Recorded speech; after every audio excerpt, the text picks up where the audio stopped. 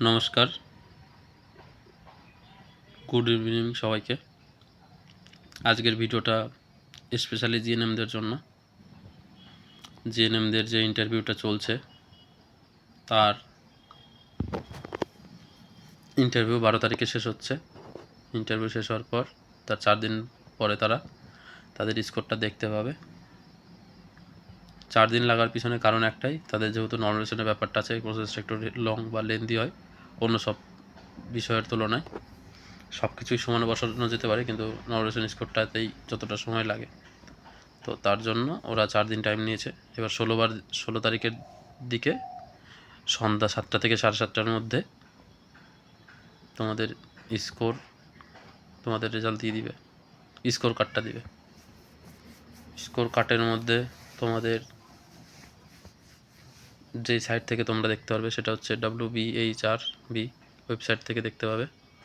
সেখানে application ID আর password দিলেই তোমরা তোমাদের সম্পূর্ণ কিছু দেখতে পাবে। সেখানে কি কি থাকবে সেটাই, সেখানে প্রথমত 100-র মধ্যে তোমাদের স্কোর কত সেইটা যেমন লেখা থাকবে, সেই 100-র মধ্যে স্কোরটা 0.85 দিয়ে মাল্টিপল করলে তোমাদের স্কোর কত আসছে সেইটা লেখা থাকবে। তার পাশে তোমাদের স্কোর লেখা থাকবে আফটার নর্মালাইজেশন তোমাদের স্কোর কত। 3টা স্কোর তোমাদের দিবে। আফটার নর্মালাইজেশন তোমাদের স্কোর কতটা বেড়েছে, তোমাদের স্কোর হচ্ছে যেটা র স্কোর, তোমাদের যেটা র স্কোর তোমাদের 0.85 দিয়ে গুণ করার পর তোমাদের র স্কোর আসবে। র স্কোরের পরে আফটার নর্মালাইজেশন তোমাদের স্কোর কত হচ্ছে সেইটা পাশে লেখা থাকবে। সেখানে 2-3ও বাড়তে পারে, 4-5ও বাড়তে পারে, 6-7ও বাড়তে পারে। এক একটা শিফটে এক এক রকম হবে। আর ইন্ডিভিজুয়ালি একটা শিফটে কোনো স্কোর পারবে না, 1টা থেকে 2টো শিফটে, 2 দিনের 2টো শিফটে। আর কাট অফ দেওয়া থাকবে প্রত্যেকটা ক্যাটাগরিতে। Schedule caste, SC ST OBC general EWS প্রত্যেকটা ক্যাটাগরির লাস্ট কাট অফ দেওয়া থাকবে।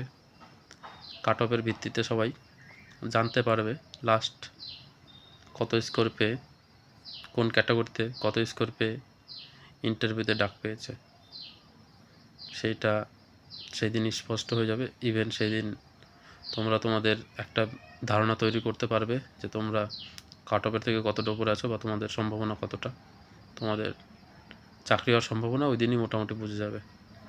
যেটা আমাদের পুরনো বিএসসির ভিডিও দেখলে বুঝতে পারবে। বিএসসির ভিডিওর আমরা ওই যেদিন কাট অফ ওদের স্কোর বেরিয়েছিল সেদিন আমরা যে ভিডিওটা করেছিলাম 90% বা 95% বা 99% ওদের ওটা অ্যাকুরেটভাবে একদম ঠিক হয়েছে কাট অফের ভিডিওতে। আর যেই সব ক্যান্ডিডেট ফেল করেছে তারা কতর জন্য ফেল করেছে, কত নম্বর পেয়েছে, তারা কতর জন্য পাস করতে পারেনি, প্রত্যেকটা ক্যান্ডিডেট তারা তাদের স্কোরটা দেখতে পারবে। ওয়েবসাইটে যাবে, ওয়েবসাইটে গিয়ে তারা তাদের পাসওয়ার্ড আর অ্যাপ্লিকেশন আইডি দিলেই তারা স্কোর দিয়ে দিতে পারবে, দেখে নিতে পারবে। তার ভিত্তিতে তারা বুঝে যাবে যে তারা কত মার্কের জন্য অকৃতকার্য হয়েছে। তো সবাইকে একটা কথাই বলবো, লিমিটেড ক্যান্ডিডেট চাকরি পাবে, বাদবাকি ক্যান্ডিডেট চাকরি পাবে না। 250 গুণের মধ্যে 250 জনের মধ্যে 100 জন পাবে, বাদবাকি 150 জনই পড়ে থাকবে। কিন্তু সামনে রিক্রুটমেন্ট হবে, সেই জন্য তারা যদি এখন থেকে প্রিপারেশন নেয় তাদের জন্য খুব ভালো হবে। যদি প্রিপারেশনটা কোথাও গিয়ে ল্যাকিং বা দুর্বলতা চলে আসে, বা আবার যদি সেই কাজের জগতে বা অন্য কিছুর দিকে ফোকাস চলে যায়, পরের রিক্রুটমেন্টটা হাত থেকে বেরিয়ে যাবে। ফুল এফোর্ট দাও। আর কালকের ভিডিওতে যেরকম বলেছি, NHM-এর মাধ্যমে যে ন্যাশনাল হেলথ মিশনের আন্ডারে যে রিক্রুটমেন্টগুলো হবে আগামীতে, এখন থেকে যদি ভালো করে প্রিপারেশান নিতে থাকো তাহলে সুযোগের একটা না একটা কাজে লাগাতে পারবে। আর একটা যদি লাগিয়ে দিতে পারো ওখানেও, তাহলেও দেখবে স্যাটিসফ্যাকশান আসবে। কিন্তু রিক্রুটমেন্টের ভরসায় বসে থাকলে কিন্তু প্রত্যেক বছর কম্পিটিশন বাড়বে, আর ওই দিকটাই কিন্তু একটু ফাঁকা, মানে কম্পিটিশনের তুলনায় অনেক কম হচ্ছে।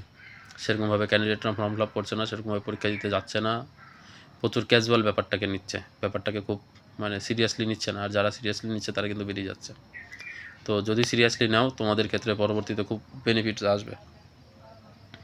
একটা যথাযথ 20 থেকে 25 হাজার টাকার মতো স্যালারি পাবে। ইভেন তোমাদের নেক্সট রিক্রুটমেন্টে যখন যাবে তখন দেখবে NHM-এর মাধ্যমে যারা রিক্রুটমেন্ট হয়ে আছে তাদের জন্য এক্সট্রা স্কোর বা এক্সট্রা বেনিফিট তারা পাবেই। তারা হয়তো কোনো একটা নাম্বার ইন্ডিভিজুয়ালি আলাদা একটা নাম্বার থাকবে, যে স্কোরটাও তাদের সাথে অ্যাড হয়ে যাবে। সেক্ষেত্রে তারা প্রচুর বেনিফিট পাবে। তো অ্যালার্ট থাকো, স্কোর দেখো, কি হচ্ছে দেখো, যদি হয় খুবই ভালো, আর যদি না হয় তাহলে পড়াশোনা সিরিয়াসলিভাবে শুরু করে দাও, নয়তো ভবিষ্যৎ খুব অন্ধকার। রিক্রুটমেন্ট বুঝতেই পারছো, কম্পিটিশন কোন হারে বাড়ছে, ক্যান্ডিডেট কোন হারে বাড়ছে। নিজের যদি জায়গা শক্ত করতে হয় তাহলে প্রচুর পরিশ্রম করতে হবে। ধন্যবাদ সবাইকে।